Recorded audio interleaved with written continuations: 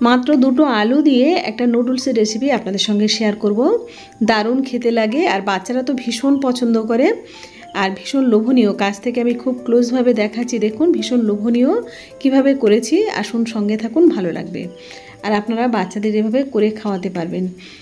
দুটো সিদ্ধ আলু নিয়েছি, নিয়ে স্ম্যাশারের সাহায্যে স্ম্যাশ করে নিচ্ছি। আপনারা চাইলে হাত দিয়ে খুব সুন্দর করে মিহি করে স্ম্যাশ করে নিতে পারেন, কিন্তু স্ম্যাশারের সাহায্যে স্ম্যাশ করলে কি হয়, খুব মিহি হয়। হাত দিয়েও খুব সুন্দর করে মাখাতে হবে, এটা একেবারে দলা পাকিয়ে না থাকে। বাচ্চারা দেখবেন নতুন নতুন খাবারের প্রতি আকৃষ্ট হয় বেশি, ওদেরকে খাওয়াতে গেলে একটু ঘুরিয়ে ফিরিয়ে খাওয়াতে হয়। তাই এভাবে আপনারাও করে খাওয়াতে পারেন। আর এভাবে আমি আলুটা খুব সুন্দর করে স্ম্যাশ করে নিলাম। দেখুন একটু একটু দলা পাকিয়েছিল, সেগুলো আরও ভালো করে মিহি করে নিচ্ছি। নিয়ে আলুগুলো এক জায়গায় করে নিয়ে আমি এর মধ্যে দিয়ে দেব স্বাদ মতো লবণ। খুব সামান্য 1 চিমটে লবণ নিয়ে নিলাম, নিয়ে দিয়ে দিলাম। তারপরে এর মধ্যে দিয়ে দেব কর্নফ্লাওয়ার। 2 চামচ কর্নফ্লাওয়ার নিয়ে নিলাম, আরও 2 চামচ এর সঙ্গে অ্যাড করছি। মোট 4 চামচ কর্নফ্লাওয়ার নিয়ে নিলাম। নিয়ে এবারে একটা ডো বানিয়ে নেব। কোনো জল দিতে হবে না, কিছুই দিতে হবে না। আলু দিয়ে আর এভাবে ডো বানিয়ে নেব। আর কিছুই লাগবে না, এভাবে ডো বানিয়ে নেব। আর আপনারা কী ধরনের রেসিপি আমার কাছ থেকে আশা করেন অবশ্যই আমাকে কমেন্ট করে লিখবেন, বা আমার রেসিপিগুলো আপনাদের কেমন লাগছে কমেন্ট করবেন, তাহলে জানতে সুবিধা হয়। আমি কিভাবে ভিডিওটা দেব, আপনাদের কোনটা সুবিধা হবে অবশ্যই আমাকে কমেন্ট করে জানাতে পারেন। মাখানো হয়ে গেল, এবারে শেপ দেওয়ার পালা। আমি বাচ্চাদের আকর্ষণীয় করার জন্য একটা শেপ আমি ঠিক করেছি, সেটা কেমন করে দেখুন।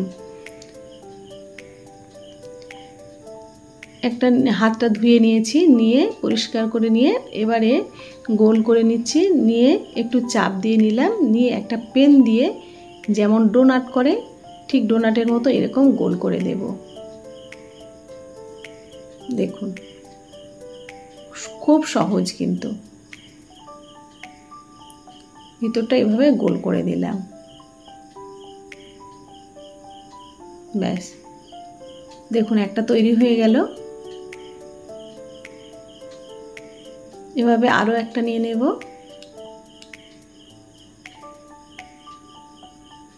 নিয়ে হাত দিয়ে চাপ দিয়ে নেব, নিয়ে পেনটা দিয়ে এভাবে গোল করে নেব।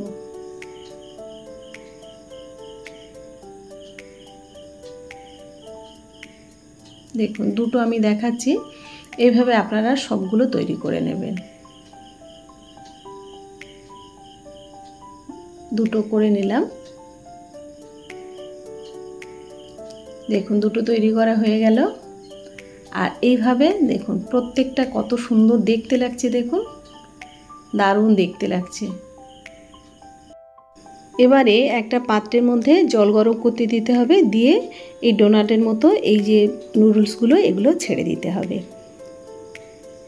দিয়ে মিনিট 2-3 পরেই কিন্তু এটা সিদ্ধ হয়ে যাবে। যেহেতু আলুটা সিদ্ধ করা আছে, কর্নফ্লাওয়ারটা একটু শক্ত হয়ে গেলেই হয়ে যাবে। বেশিক্ষণ টাইম লাগবে না, খুব কম সময়ের মধ্যে হয়ে যাবে। মাত্র কয়েক মিনিটের মধ্যে একটু নরম হয়ে যাবে, কিন্তু ওপরে রাখলে এটা একেবারে সিল্কের মতো হয়ে যাবে। সিদ্ধ করে নেওয়ার পরে উপরে রেখে দেবেন, এমনি প্লেন জায়গায় রেখে দেবেন, একেবারে সিল্কের মতো হয়ে যাবে। খুব সহজ এটা। এভাবে আমি ছাঁকনির সাহায্যে ছেঁকে তুলে নিচ্ছি।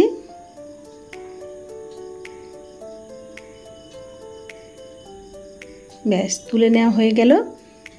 তারপরে কড়াইয়ের মধ্যে দিয়ে দেব একটু রিফাইন্ড অয়েল, মানে 1 চামচের মতো হবে, বেশি নয়, 1 চামচের মতো হবে। দিয়ে রসুন কুচি দিয়ে দিলাম। তড়কা দিতে হয় যেমন করে সেরকমভাবে তড়কার মতো রসুন কুচি আর চিলি ফ্লেক্স দিয়ে দেব। শুকনো লঙ্কা গুঁড়ো করে দিতে পারেন। তারপরে একটু জল দিয়ে দেব। দিয়ে এর মধ্যে টমেটো সস আর সয়া সস দিয়ে দেব। একটু টমেটো সস দিয়ে দিলাম আর একটু সয়া সস দিয়ে দিলাম। ব্যাস এবারে এই নুডলসগুলো ঢেলে দিলাম। বাচ্চারা কিন্তু ভীষণ পছন্দ করবে। আর একটু কাঁচা লঙ্কাও দিয়ে দিলাম। বাচ্চারা এই খাবারগুলো ভীষণ পছন্দ করে। আপনার বাড়িতে বাচ্চা থাকলে এরকমভাবে করে খাওয়াতে পারেন, ওরা ভীষণ খুশি হবে। আরও 2-1 মিনিট এভাবে ফুটিয়ে নিলে একেবারে ঝোলটা ওর গায়ে মরে যাবে। আবার না হলে এরকম একটু জল জল মতো থাকবে, এরকমভাবে দিতে পারেন, ওরা চামচ দিয়ে খেতে পারে, ভীষণ ভালো লাগে। আর আপনারা চাইলে ঝাল কম বেশি এটা মানে যে বাচ্চা খাবে তার টেস্ট অনুযায়ী আপনারা দিতে পারেন। কেমন লেগেছে রেসিপিটা?